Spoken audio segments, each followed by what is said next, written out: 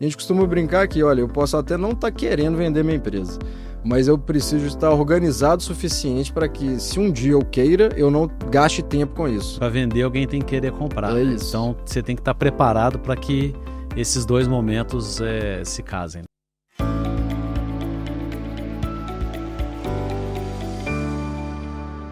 Olá, seja bem-vindo ao José Adriano Talks. O nosso podcast é apoiado pela Blutex, MidSafe, Grupo LPJ e KT Group. Hoje vamos falar de planejamento estratégico e eficiência tributária em fusões e aquisições, M&A. Estamos recebendo aqui o Pedro Fenati, partner na FC Partners. Fenati, seja bem-vindo.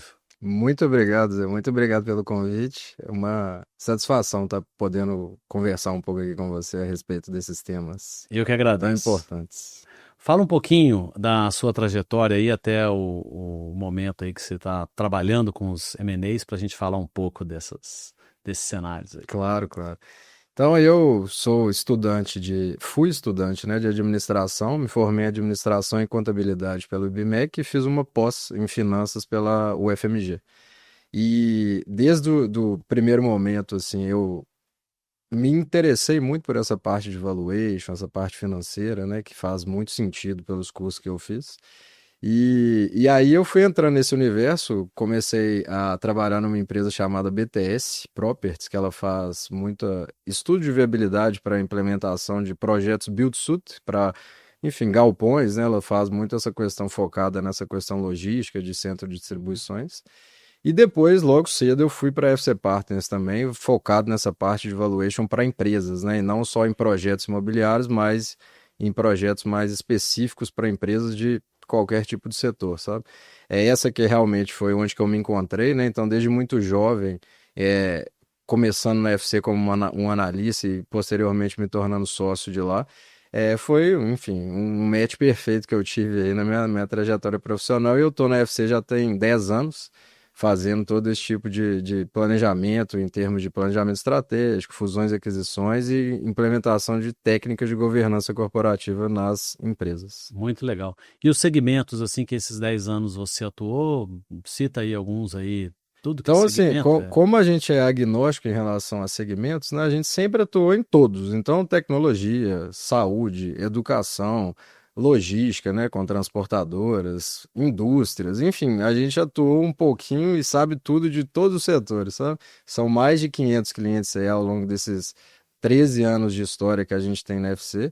E, enfim, cada dia a gente vai pegando um setor novo, né? Vai aprendendo com esse setor e a gente muito feliz em dizer que a gente tem essa expertise em vários setores assim da legal. nossa economia. E a grande parte dos clientes são empresas familiares? A maioria dos nossos clientes são empresas familiares. Então, lá atrás, na nossa fundação, né, a gente sempre se especializou muito nessa parte de empresas familiares. O mercado normalmente pensa que empresas familiares são empresas pequenas, né, ou empresas que não têm a sua representatividade, mas enfim, a maioria, eu não estou me recordando do dado preciso, mas a maioria das empresas são empresas familiares, né, as empresas do Brasil. Tem grandes companhias como, por exemplo, a Gerdau, tem uma Mater Dei, né, que são empresas que são listadas em bolsa, e também você tem empresas menores, né, que não tem todas essas questões de governança implementada, né, toda essa questão mais profissional, vamos dizer assim, implementadas. E a gente se especializou muito porque são muitas peculiaridades, né? Então, essa parte de sucessão, essa parte de relação entre pai, filho, tio, sobrinho, enfim, é muito complexo. E a gente, ao longo dos anos, foi começando a se especializar bastante em como lidar com esses conflitos, como lidar com o processo de sucessão, né? Como lidar com o crescimento em empresas familiares, e foi isso que a gente foi se especializando ao longo do tempo. E nesse período, assim, o que que vocês, cita aí alguns, né, alguns exemplos de onde mais as empresas familiares, nesse exemplo, erram quando elas estão buscando um M&A ou pensam, né, em buscar, que tipo de falhas elas cometem e que aí acaba tendo uma demanda para ajudar a corrigir isso, para reposicionar quando há tempo, né? Porque aí também você pode comentar Sim. um pouco que eventualmente pode já queimar a largada e já... Sim. O processo de fusão e aquisição dentro das empresas, ele é muito complexo e muitos dos empresários, eles subestimam essa complexidade do processo de fusão e aquisição. Então, assim, a parte do planejamento estratégico, ela não é nem focada na parte da fusão e aquisição, mas ela é fundamental para a fusão e aquisição. Por quê? Muitas vezes as empresas e os sócios eles estão desalinhados internamente. Então, em vários momentos, o sócio um quer fazer alguma coisa, o sócio 2 quer outra coisa totalmente diferente, o sócio 3 outra, e eles não se conversam. E no instinto eles acham que eles estão alinhados. E aí, em muitos momentos, a gente percebe que, olha, cara, vocês precisam de fazer um direcionamento específico focado em corrigir esse desalinhamento que vocês estão tendo aqui, sabe? Então, Certo. o planejamento estratégico, ele é muito importante para a gente definir, aí para qualquer empresa, não só aquelas que querem a fusão e aquisição, para definir, olha, onde que eu quero chegar, como que eu vou chegar lá e o que que eu preciso de fazer, né? Quais recursos que eu preciso para chegar onde é que eu quero. E parece brincadeira, mas a maioria das empresas não sabe isso, sabe? Ou então ela está desalinhada, um sócio quer chegar Acha que num sabe. o sócio quer chegar num lugar, o outro quer chegar em outro. E, enfim, quando põe para sentar, conversas individuais, depois uma conversa coletiva, fica tudo muito mais fácil. E aí, um dos outputs disso é o processo de fusão e aquisição. Então, em determinados momentos, o processo de fusão e aquisição ele pode ser um fim e ajudar a empresa, Certo. mas ele também pode atrapalhar, se não estiver dentro do planejamento estratégico da empresa ou dos objetivos dos sócios, ele acaba mais atrapalhando do que ajudando, porque, enfim, eu vou fazer uma aquisição de uma empresa, se eu estiver no lado comprador, né? E eu não tenho processo bem estabelecido, minha governança é muito fraca, eu não consigo gerar o conhecimento para outras pessoas, né? E aí, no momento de integração dessa empresa, acontece várias dificuldades, né? Então, enfim, o processo de planejamento, ele é muito importante para que eu consiga entender, olha, é isso mesmo que eu quero, é a fusão e aquisição que vai fazer o sentido para a nossa organização perpetuar ou crescer, e é para lá que eu quero chegar mesmo, né? Assim que isso que eu vou fazer, o sócio A vai ser responsável por isso, o B por aquilo outro, enfim. E as empresas elas cometem um erro, voltando para a sua pergunta, que é, olha, o processo de fusão e aquisição como se eu fosse vender uma caneca. Então, olha, eu cansei dessa caneca, eu vou vender. E muito empresário comete esse erro, sabe? Ele acha que vender uma empresa, olha, quero vender e eu vou vender isso. A gente precisa de um planejamento todo anterior, que é muito importante para que a empresa consiga se preparar para o processo de M&A. Então, lá na fundação da FC, a gente atuava 100% com o processo de fusão e aquisição. E a gente foi percebendo que a maioria das empresas não estão preparadas para serem vendidas. E aí a gente criou a área da governança, que olha, vamos preparar essa empresa, vamos profissionalizar ela para que ela consiga ser vendida. E é um processo que demora aí entre 12 a 24 meses para fazer toda essa organização, dependendo do nível que a empresa está, né? Então, para isso, o empresário ele não pode achar que, olha, quero vender minha empresa e, enfim, vou levantar a mão aqui e vai aparecer um tanto de interessado. Outros que pensam, pô, minha empresa está começando a ir mal agora, é agora que é a hora de Hora de vender. vender. E é totalmente o oposto, né? Então, a melhor hora para você vender a empresa é na hora que ela está subindo, né? O bico está empinado para cima, o avião está decolando e não o avião está descendo. Por quê? Enfim, você consegue negociações melhores, você consegue cumprir determinados objetivos que uma empresa com um avião descendo não consegue, você tem tempo de preparação, enfim, é um tanto de variável que o pessoal acha, cara, eu quero vender minha empresa, agora é só eu anunciar aqui no Mercado Livre que eu consigo vender, sabe? Então, os principais erros que eu acho que eles cometem é subestimar a complexidade, não preparar a empresa mesmo para esse processo de fusão e aquisição, que é todas as técnicas de governança que precisam de fazer disso. E também o alinhamento entre os sócios, né? Fazendo todo esse planejamento que a gente comentou aqui no início. Então, para mim, são esses os principais erros. E tem casos que vocês são inicialmente contratados para um M&A, aí na hora que você vai conversar com os sócios e tal, aí vocês Vários. redirecionam aquele trabalho para a governança, um acordo de sócios e por aí Vários, vai. vários. Então, assim, a gente já teve diversos exemplos no qual a gente chegou para fazer o processo de fusão e aquisição. Para isso, a gente tem que fazer uma análise da empresa, né, determinar o valor da empresa, né, que é o processo de valuation mesmo, é uma etapa anterior ao final, à venda da empresa, né? Então, para todo processo de fusão e aquisição, a primeira etapa é o planejamento que eu comentei e depois o valuation, né? Então são essas as primeiras etapas. Em vários momentos a gente chega na empresa e percebe que na parte de governança ela está muito ruim ainda, não tem processos estruturados. Na parte de sucessão ela também entra um pouco nessa parte de governança. Na parte financeira, os números gerenciais não conversam com a contabilidade da empresa, então são muito desorganizados, né? E aí torna a empresa ter uma fragilidade maior, né, em relação a isso. Ela acaba gerando potenciais passivos, né, algumas contingências que vão atrapalhar o processo de fusão e aquisição.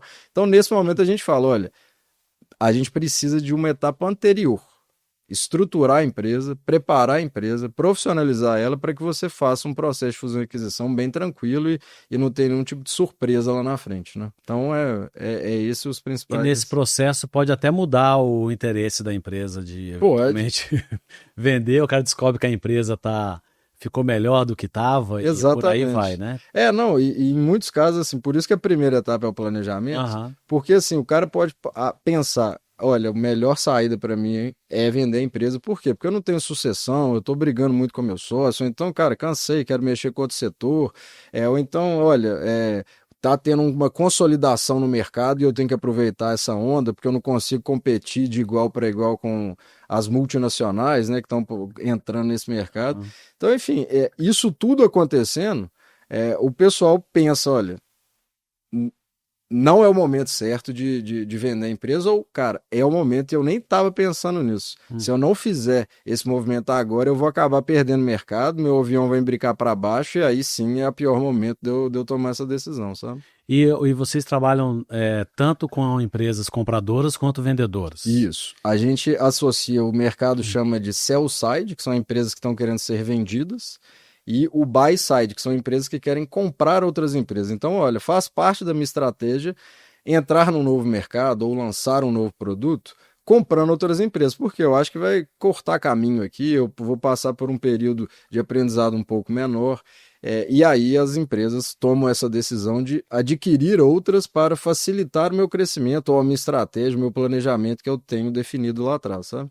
E aí, nesse momento também é super importante fazer toda a análise do planejamento, ver os alinhamentos dos sócios para que a gente não faça nenhum tipo de aquisição de empresa, esteja desalinhado com todo o planejamento, e aí, enfim, o processo de integração vai ser cada vez mais difícil, vai ser bem desafiador para a empresa conseguir crescer e cumprir o objetivo dela. E antes de você falar mais do comprador, nesse mercado vendedor, desculpa, ao contrário, né? Nesse mercado de quem está querendo comprar, você vê, muitas vezes tem essas oportunidades de arrumar ali, ajustar a governança, porque a empresa tem um planejamento, às vezes financeiro e tudo mais de crescimento, mas não fez toda a parte de estrutura que precisa. Isso, Você tem dos dois lados. Isso. Exatamente, a gente consegue auxiliar esses dois lados justamente em dar essa direção, sabe? Eu costumo brincar com vários clientes nossos que o primeiro passo é dar essa direção. Olha, eu preciso saber onde é que eu quero ir. E pode ser que onde que eu quero ir,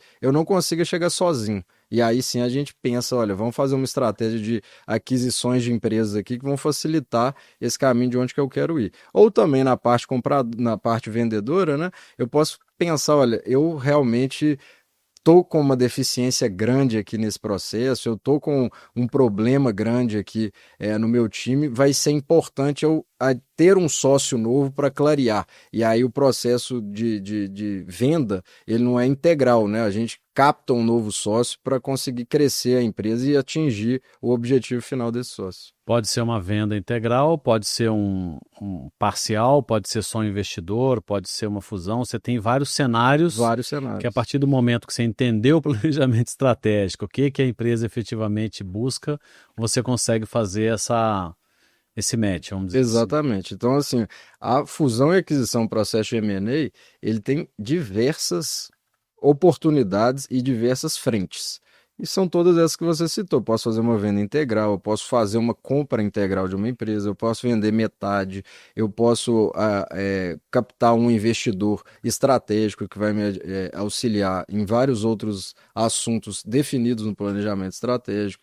Enfim, é uma série de caminhos, né, que eu posso seguir nesse mercado de fusão e aquisição. E que para seguir você precisa entender bem o cenário da empresa e do mercado, né? E às vezes o empreendedor ou a família pensa de uma maneira muito simplista, que é o que você falou no começo, e Sim. aí pensa num caminho diferente, né? É fundamental implementar técnicas práticas, né, de governança corporativa. Governança é fundamental para qualquer tipo de venda, sabe? E mesmo sem você querer vender sua empresa, ter ela organizada com todas essas práticas de governança é importante até para você saber dos números, né? Ter Uhum. tudo na mão, ter tudo organizadinho. A gente costuma brincar aqui, olha, eu posso até não estar querendo vender minha empresa, mas eu preciso estar organizado o suficiente para que, se um dia eu queira, eu não gaste tempo com isso. Aham. Fazendo todo esse planejamento prévio que eu comentei no início, que demora de 12 a 24 meses para organizar tudo e ter todos esses enfim, caminhos Sim, preenchidos, né? sim. E nesses caminhos, a parte tributária, ela é muito relevante? Você encontra cenários que é, vocês sugerem uma mudança de rumo? Acontece isso porque a empresa eventualmente está usando um planejamento tributário equivocado ou está deixando de ver uma oportunidade e aí eventualmente ela acha que a empresa vale mais ou menos? Isso. Tem essas situações? Totalmente. Então, assim, planejamento tributário, ele está totalmente casado com a fusão e aquisição, sabe? Então, assim, falando da parte pré-fusão e aquisição, pré-M&A, ele majora o valor da empresa. Então, assim, todas as questões de avaliação de empresa, quando a gente tem um planejamento tributário bem feito, que a empresa tem créditos importantes, ela consegue fazer uma situação de economia de imposto de renda ou de contribuição social, a economia dos impostos diretos sobre a receita, tudo isso impacta na melhor rentabilidade da empresa e, consequentemente, aumenta o valor da empresa, Uhum. né? Então, acontecem diversas situações no qual a gente identificou que, com o planejamento tributário bem feito, a empresa valeria mais e alcançaria o valor mínimo que os sócios desejam, sabe? Certo. Então, em vários momentos, o sócio fala, olha, eu quero vender minha empresa. Enfim, comete todos esses erros que a gente comentou. Mas ele tem normalmente um valor, né? Então, olha, eu quero vender minha empresa, mas se não bater determinado valor, eu não topo. Em alguns casos, já aconteceu de, inicialmente, não bater o valor, mas como estratégia tributária bem feita, o valor foi até superado. A gente teve casos assim de um cliente que estava querendo vender uma operação dele, o valor mínimo já tinha sido definido, por conta do ganho de capital que eles teriam, isso ia inviabilizar o valor que eles estavam querendo. E a partir do momento que fez-se um planejamento, contratou uma empresa especializada no planejamento tributário, eles conseguiram fazer um planejamento adequado que superou o valor mínimo só com esse ajuste tributário e a partir daí eles toparam vender o negócio deles. Então era algo que antes eles não iam topar vender e que com um ajuste tributário fez sentido e eles toparam vender, sabe? Então tem essa parte pré. E tem a parte pós também. Então vamos supor, olha, eu estou fazendo uma aquisição de uma empresa e ela tem determinados créditos tributários que eu posso otimizar a minha estrutura atual sem fazer nada. Então, além de comprar uma empresa e conseguir aumentar a minha oferta de produtos e serviços, eu também vou ter uma otimização tributária por conta de N fatores, né? Então, existem isso de melhorar o valor da empresa, aumentar o valor que você vai receber por conta da Uhum. estratégia e também na terceira vertente, que é melhorar o seu planejamento a partir de uma aquisição, sabe?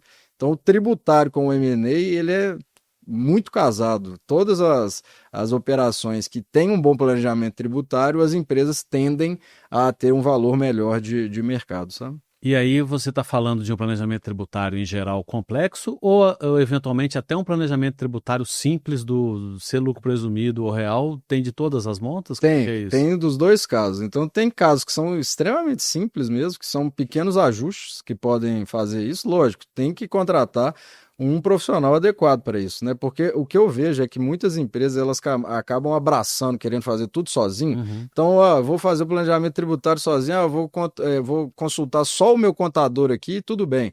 Sendo que o contador ele pode não dar o universo completo, em alguns casos ele pode dar, mas em alguns não pode dar, né? E aí, enfim, contratar uma assessoria especializada para essa questão tributária é super recomendável.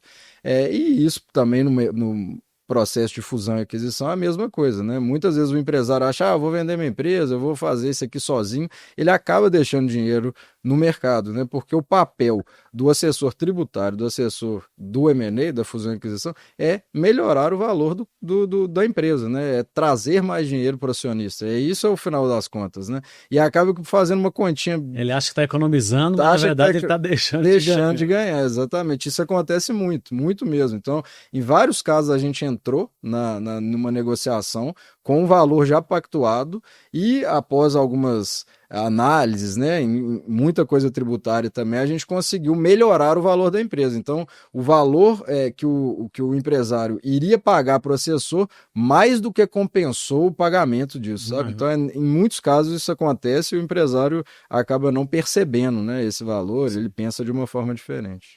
E em tempos de reforma tributária, vocês estão tendo impacto, seja positivo ou negativo?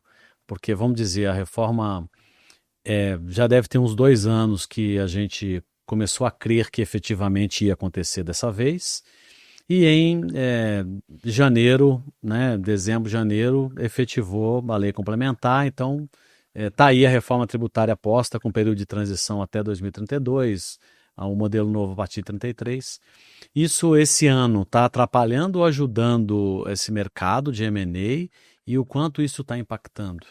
O que eu estou percebendo é que o empresário ainda não está dando a devida importância para essa transição tributária, né?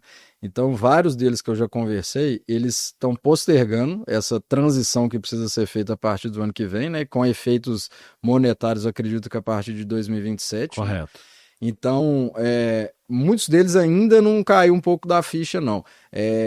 A gente não tem percebido que tem impactos negativos ainda no mercado de fusões e aquisições, né? Mas, e eventualmente a partir do ano que vem, eu acredito que, enfim, por conta de todo o cenário instável que nós estamos vivendo mundo afora, né, com possibilidade de guerras, né, essas questões de tarifas, enfim, ano que vem é um ano eleitoral, isso tende a impactar mais o processo de fusão e aquisição do que, propriamente dito, a questão tributária. Mas com essa virada de chave, a empresa que não estiver preparada, ela vai ter dificuldades. Tanto na operação do dia a dia dela, que a gente faz todo esse acompanhamento na parte de profissionalização dela, né? Então, no dia a dia ela vai ter esse problema, quanto, e olha, eu quero fazer uma venda de uma empresa, se eu não tiver adequado tributariamente, eu vou estar carregando uma contingência muito grande, que vai acabar inviabilizando a venda da minha empresa. Porque em alguns casos a gente já fez o processo de valuation, deu um valor. Mas só que o potencial passivo dele é tão grande porque ele não está, enfim, aderindo às questões de sindicatos, ele está fazendo uma contratação de muitos PJs que tem ainda uma instabilidade relacionada a isso, tem algumas determinadas pagamentos por fora, recebimento por fora, né, que acaba atrapalhando o valor da empresa. E aí, quando você vai levantar o potencial passivo, acaba até superando o valor da empresa, torna a empresa invendável, né? Então, acontece muito isso.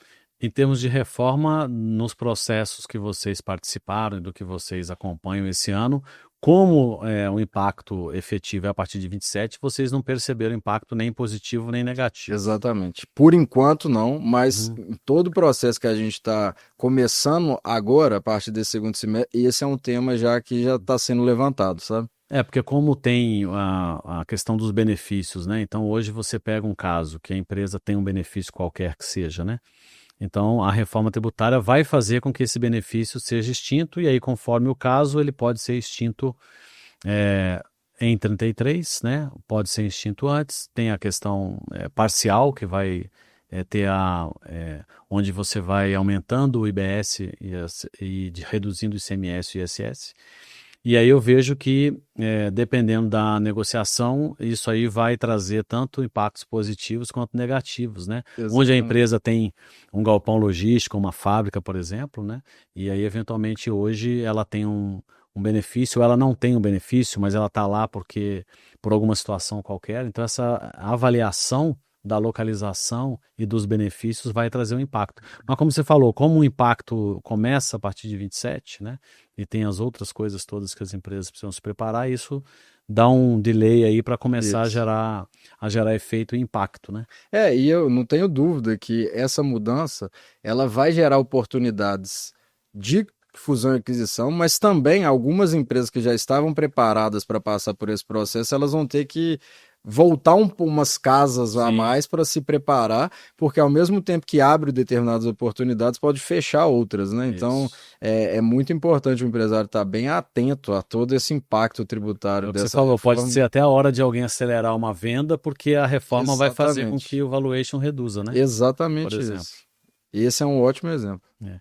E nesse cenário de vocês, tem muito comprador ou vendedor internacional? Tem Como é que bastante. acontece isso? Qual é a diferença de um processo, né, nacional para um processo em que tem fundos ou empresas internacionais participando da aquisição? Tem dois casos, né? Um é que a empresa já está atuando no Brasil, então ela já conhece como é que funciona aqui nessa complexidade operacional que a gente tem, muito por questões tributárias, que estão tentando simplificar isso agora, né? E tem empresas também que nunca atuaram aqui. Nos casos da empresa que já atuam aqui, é mais fácil, porque, enfim, você está conversando com alguém que já conhece o universo Brasil. Agora, empresas que nunca atuaram aqui e que não conhecem nada do mercado brasileiro, mas enxergam como um potencial crescimento da marca, né, crescimento da empresa mesmo, um novo mercado, enfim, um novo produto, esse sim é um processo muito mais demorado, porque você precisa de explicar mais no detalhe como que funciona essas questões tributárias, como é que funciona a operação aqui, né? Tem determinadas peculiaridades no mercado brasileiro que não ocorrem lá fora. Então, o processo em si ele é o mesmo, ele só é mais demorado por conta de toda essa interface de explicações, né, que a gente precisa de dar para o potencial comprador. E nesse cenário que a gente vive, com que você comentou, das tarifas, o ano que vem de eleição, isso gera um impacto do estrangeiro estar querendo mais ou menos vir Gera. para cá? Gera. Normalmente em ano eleitoral, e aí independente de quem está concorrendo, mas normalmente em ano eleitoral tem uma retração no mercado de fusão e aquisição. Por quê? Porque, enfim, tem determinado candidato que tem determinadas ideias, outro determinado candidato outras ideias, e a empresa estrangeira está querendo, olha, eu preciso de definir onde que eu vou pisar, né? O mercado gosta de previsibilidade, né? Então, assim, olha, se a previsibilidade é essa, então, aqui, ó, beleza, com isso aqui eu topo entrar, com isso aqui tá tranquilo, porque quando tá instável, a gente não sabe onde que vai pisar, o que que tá acontecendo, e aí as empresas acabam pisando um pouco no freio, sabe? Espera acontecer para ver Espera, se vai ou não. exatamente. Então, a gente viveu isso na pele em todos os anos eleitorais. Sempre empresas falavam, olha, vamos pisar um pouco aqui no freio, vamos esperar o que que vai dar aí para depois a gente voltar a conversar. Em alguns casos, a gente não conseguiu retomar, porque a empresa perdeu interesse no Brasil, em outros casos, não, a gente conseguiu retomar, É deu só uma tranquilo. questão de. Foi só uma questão de esperar mesmo para ter essa previsibilidade. Que segmentos são mais, atualmente estão mais quentes para fusões e aquisições? Sempre são, assim, já tem um tempo que é tecnologia, saúde e educação. Esses três setores, eles estão muito aquecidos. O setor de educação, principalmente o básica, ele começou a passar por um movimento de consolidação, abertura de empresas na Bolsa de Valores, que antes era muito especializado na parte do ensino superior, né? Agora já tem empresas do ensino básico enfim, com um apetite grande, né, para as aquisições. O mercado de tecnologia, por conta da escalabilidade que ele traz, né? Então ele tem margens muito interessantes, ele facilita a escalabilidade, então ele também é um mercado muito aquecido, né? Então, assim, também por conta dessa herança dessas big techs dos Estados Unidos, né? Todas elas geram um impacto disso mundo afora. E o setor de saúde também, ele passou por uma consolidação recente, né, com vários grupos fazendo várias aquisições, a Hapvida, Oncoclínicas, enfim, eles verticalizaram muitas operações, comprando hospitais, e foi um mercado muito aquecido nos últimos anos, sabe? Então esses três, eu costumo dizer que eles são sempre os mais Os aquecidos, mais os aquecidos. mais Tem aquecidos. mudado muito o cenário de saúde, né? A Sempre. gente vê hospitais criando planos de saúde, os que não tinham, investindo muito em tecnologia, inovação, né? Muito, faz parte dessa onda de verticalização, É, né? Que as operadoras de saúde começaram a, enfim, de cabo a rabo dominar o mercado de saúde, que antes tinha, uma parte é o hospital, outra parte é o plano de saúde, outra parte é o laboratório, enfim, agora eles estão fazendo tem essa tese, né, de verticalizar aí para tentar ganhar essa escala da melhor forma possível. E no Brasil tem uma centralização de fusões e aquisições muito São Paulo, Rio de Janeiro, ou vai pelo Brasil inteiro uma empresa sendo boa, querendo vender, tendo processo de governança, consegue se expor? Como que é isso em Não, termos de assim, regionais? majoritariamente as operações ocorrem mais no mercado de São Paulo. Mas, enfim, todas as empresas do Brasil todo, elas estão expostas ao mercado de fusão e aquisição. Então, apesar da concentração estar mais em São Paulo, isso não inviabiliza que qualquer empresa de qualquer estado, de qualquer setor, passe por esse processo. Ele só precisa de fazer o planejamento adequado, se preparar, né, com as melhores práticas de governança para que ele consiga ter o processo da melhor forma possível. Hoje vocês têm muitos clientes, é, mais clientes em São Paulo ou muito Não, é Brasil muito. inteiro? No Brasil todo a gente tem. A gente tem muitos clientes em Minas Gerais, né? São Paulo, Rio, Maranhão, a gente atua bastante. Salvador, no Legal. Centro-Oeste, a gente atua bastante. Tem empresas do Sul também. Então, por conta da gente ser muito agnóstico com a questão de setores, e esse ser um mercado de muita confiança, né? O pessoal ele contrata você, um assessor, ele precisa de ter uma confiança, precisa de ter um match, assim, né? Uma empatia para que, pô, como vai ser um processo muito longo, né? Um processo, você não vende uma empresa do dia para a noite. Você precisa de ter uma confiança em uma situação muito bem definida com esse assessor. E é um mercado de muita indicação, né? Como, olha, eu passei, ó, fui contratei a FC Partners, gostei muito do trabalho deles, eu indico. Aí a gente foi conseguindo crescer para outros horizontes aí do Brasil, não só ficando em Minas, né? Que é onde a gente está baseado, Aham. mas também em todos os outros estados que eu comentei. E uma empresa que hoje está em qualquer lugar aí do Brasil e pretende buscar uma, uma venda, quer ser vendida, né? Em termos práticos, né? O que que ela pode fazer ou deve fazer para, como primeiro, segundo passo, para se colocar como uma empresa, não sei se vendável Sim, é o sim. termo correto. É isso mesmo. Eu costumo brincar que assim, a primeira coisa que ela precisa de fazer é ter demonstrações financeiras confiáveis, né? Eu vou falar algumas aqui, mas não necessariamente a ordem de importância, mas ter uma demonstração financeira fiel, o gerencial sendo fiel à contabilidade, ter um nível de confiabilidade, eventualmente, se tiver até uma auditoria externa chancelando aquilo, né? Isso é um passo muito importante, porque o comprador não te conhece nada. Se tiver alguma auditoria nas suas demonstrações, já é um grau de confiança a mais, porque Né? ele fala, pô, tem alguém aqui olhando e eu consigo atestar que isso aqui está correto. Então, essa é uma das principais. A segunda é fazer um acordo de acionistas muito bem definidos, né? Então, olha, se eu tenho todos os meus acordos com você, já prevendo situações ruins, eu não vou ter problema caso essas situações ruins aconteçam, né? Então, muitos empresários negligenciam a questão do acordo de acionistas. Por quê? Tá tudo muito bem. Eu e o Zé aqui somos sócios, né? Tá tudo, a gente nunca brigou, nunca teve nada, nunca vai acontecer nada, até que o momento que acontece, né? Aham. E aí, acontecendo isso, como é que você vai regrar? E vai entrar num litígio, né? Arbitragem, ou então, eventualmente, até um processo judicial, que, enfim, não é bom para ninguém, né? Não é bom para ninguém. Claro. Ao passo que se eu tiver um acordo de acionistas muito bem definido, com todas as regras, tudo que eu preciso, eu já estou prevendo que se acontecer algo ruim, nós vamos lidar dessa forma, sabe? Então eu costumo destacar o quão importante é o acordo de acionistas e o quão negligenciado ele é. Assim, a maioria das empresas não tem ele. Aham. E quando tem também, acaba não seguindo direito, sabe? Então, assim, é bem importante dar esse grau para esses instrumentos de governança, né? O planejamento estratégico, fundamental, a gente já comentou ele aqui no início da conversa.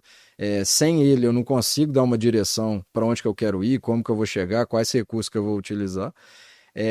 Em alguns casos, muitas empresas passam por dificuldade porque está muito concentrada na mão de um cliente só. Então, eu vou entrar no processo de fusão e aquisição, mas eu tenho um cliente muito relevante, minha empresa é muito rentável, mas eu tenho um cliente só. Se ele der uma dor de barriga ali, acabou. Então, isso gera uma fragilidade forte para a empresa e o comprador tem medo disso mesmo. Então, Uhum. ele acaba, olha, tem um cliente só, ou dois clientes só, três clientes são muito relevantes, eu vou pisar um pouco no freio aqui, porque se acontecer alguma coisa com esse cliente, a empresa tende a não ter uma dificuldade muito grande, né? Outro ponto que a gente percebe é a dependência demais do sócio principal. Então, olha, quero vender minha empresa. Ah, mas se eu sair da empresa, a empresa acaba, né? Então, pô, quem que vai querer comprar se você sair, a empresa acaba, né? Então, a partir das práticas de governança, você consegue determinar melhor quais os processos devem ser instaurados na empresa para reduzir essa dependência do sócio fundador ou então do sócio atual que está na... Enfim, ele é a Para que visão, possa né? fazer uma transição, Para né? que possa ter uma transição bem feita, os processos já são muito bem definidos, né? A empresa já funciona de uma forma muito bem estruturada, né? Todos os procedimentos ali. Eu não preciso do sócio, o sócio pode sair de férias tranquilo, que a empresa está rodando super bem. E acontece que isso não é realidade no mercado, né? Muitos dos casos o sócio da empresa é o cara da empresa, ele não fez muito bem um processo de sucessão, e aí não é nem sucessão de societário, familiar, nem nada do tipo, mas é uma sucessão no próprio negócio dele, né? Como eu reduzir a minha dependência para que a empresa consiga melhorar, porque em muitos casos o próprio sócio está impedindo com que a empresa cresça, né? Se ele conseguir fazer uma estruturação melhor ali, a empresa, enfim, empoderando determinados setores e processos, eu consigo bater asa mais forte e aí, enfim, eu não dependo de uma pessoa. E isso facilita muito o meu processo de venda, né? Porque, olha, eu estou entrando aqui, a empresa já funciona sem esse cara. Ele pode fazer uma transição aqui comigo de 1, 2 anos aqui, que é praxe de mercado fazer isso, mas depois eu consigo tocar sozinho. Então a gente já teve alguns casos de concentração de cliente atrapalhar muito e a dependência elevada de um dos sócios atrapalhar muito também. Não, legal, esses dois pontos, porque quando você fala de governança, é uma coisa mais óbvia, que apesar de que grande parte das empresas não seguem, né? Mas é uma coisa mais óbvia, tem que ter governança. Agora, quando você fala essa questão dos clientes e da dependência do sócio, já é uma coisa que eventualmente nem todo mundo tem essa clareza, né? Exatamente. E isso é uma coisa muito operacional, né? Ela é menos estratégica, apesar de ser estratégica, ela é menos estratégica no âmbito societário, né? Nessa questão. E, enfim, no D0 eu consigo, olha, eu estou muito concentrado em clientes, eu preciso fazer uma estratégia necessária para que eu consiga diversificar minha carteira de clientes. E, por exemplo, na parte de governança ela deve ser, a gente ajuda a fazer essa estratégia, ajuda a implementar isso, e é por aí que a gente consegue facilitar a futura venda da empresa, né? Então, em geral, quem quer vender de imediato acaba descobrindo que precisa fazer Exatamente. algum processo, que aí vai normalmente de 1 a 2 anos, para que ele consiga se organizar para se vender bem, vamos dizer, Isso, né? Porque eventualmente exatamente. até pode vender agora, né? Porque assim, querendo ou não, tudo isso que eu te falei, toda essa organização, ela acaba deixando margem na mesa, né? Porque, olha, eu vou contratar uma auditoria externa para atestar que meus números são corretos, eu vou fazer um acordo de acionistas, eu vou implementar práticas de governança aqui, como planejamento estratégico, um orçamento, indicadores de desempenho, tudo isso tende a reduzir a rentabilidade do negócio, assim, não de forma significativa, mas só que, olha, antes sobrava 10, agora está sobrando 9 na minha mão. O empresário ele entende, cara, eu vou ficar sobrando 10 e na hora que eu quiser vender, eu faço sobrar 9. E é aí que está o grande erro, porque não é a hora que eu quiser vender, sabe? Ele precisa de se preparar para que quando ele quiser vender, o negócio já está na boca do gol, sabe? Isso aí. Então essa perda inicial, em muitos casos, o empresário enxerga como, não, eu não preciso disso, já sou organizado aqui, não preciso daquilo ali, e acaba, quando ele toma uma decisão, ele já está bem atrasado, né? E para querer vender alguém, alguém tem que querer comprar, né? Isso. Então você tem que estar preparado para que esses dois momentos se casem, né? Isso, e por isso que eu falo que o empresário tem que sempre estar preparado para ser vendido, porque o M&A, a gente brinca que é muito timing. Tem vezes que o comprador está super disposto, está querendo comprar, acontece alguma coisa. Enfim, tarifas que foram implementadas no país, o cara já perde o interesse. Mas sendo que se você já tivesse preparado antes, já tivesse feito todo o dever de casa, o processo ia andar mais rápido e nem ia dar tempo de chegar a notícia da tarifa, você já ia ter conseguido vender. A gente tem vários casos de que a venda foi concluída porque o processo estava muito bem feito pelo empresário, já estava tudo muito bem organizado, e caso não tivesse, a gente não ia ter conseguido vender. Tiveram 2 ou 3 Por causa casos. de impacto externo. Exatamente, porque a empresa falou assim, olha, cara, se demorasse 2 meses, eu não ia conseguir fazer essa aquisição. Por quê? Ele estava num processo negociando com uma outra empresa para fazer uma fusão, e para essa outra empresa a fusão não faria sentido ter essa aquisição, sabe? Então a gente teve um exemplo clássico disso. Se o empresário não tivesse preparado, a gente não ia ter conseguido fazer a venda por questões de 2 meses. Não ia acontecer. Não ia acontecer. E aconteceu, deu tudo certo, porque ele tinha feito toda essa preparado. preparação. Muito bom. Fenati, muitíssimo obrigado por você ter vindo. É ótimo, é um grande Muito prazer. bom te receber. E para você que nos acompanhou, o José Adriano Talks está disponível no YouTube e nas demais plataformas de áudio. Siga-nos nas redes sociais, @mitsafe, @José Adriano. Deixe sua sugestão de tema ou de convidado.